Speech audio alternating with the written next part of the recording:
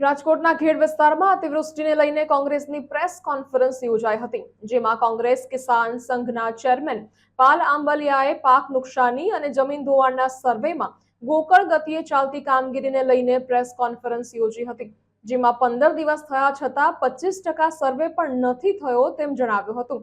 જ્યારે કૃષિ મંત્રીની વાતો ખોટી છે। સર્વે માત્ર 25% જેટલો જ થયો છે, જે પાકના સંપૂર્ણ ધોવાણનો તો સર્વે નથી જ થયો।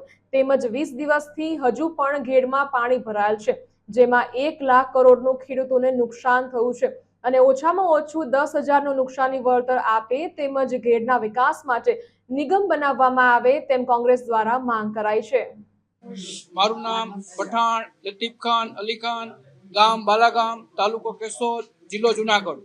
આજ રોજ આજ પ્રેસ કોન્ફરન્સના માધ્યમથી સરકારશ્રીને જણાવવામાં આવે છે કે અમારા ઘેડ વિસ્તારમાં જે પાછળ ફોટાની અંદર સ્પષ્ટ દેખાય છે કે ત્યાં પૂરના હિસાબે હજારો વીઘા જમીન અને હજારો ઘર અત્યારે મુશ્કેલીનો સામનો કરી રહ્યા છે।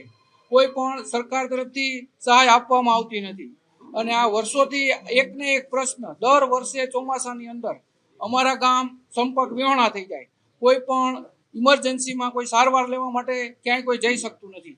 કોઈ લેડીઝને ડિલિવરીનો પ્રશ્ન હોય તો પણ 30 કિલોમીટરના અંતરે 5 કિલોમીટરનો રસ્તો કપાતો નથી।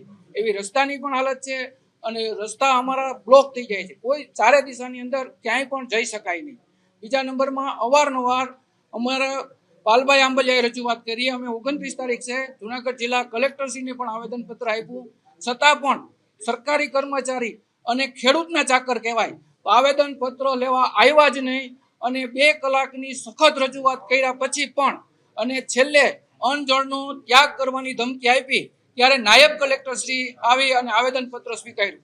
એ વાતને પણ આજે 8-10 દિવસ થઈ ગયા, હજુ સુધી કોઈ પગલાં લેવામાં આવતા નથી।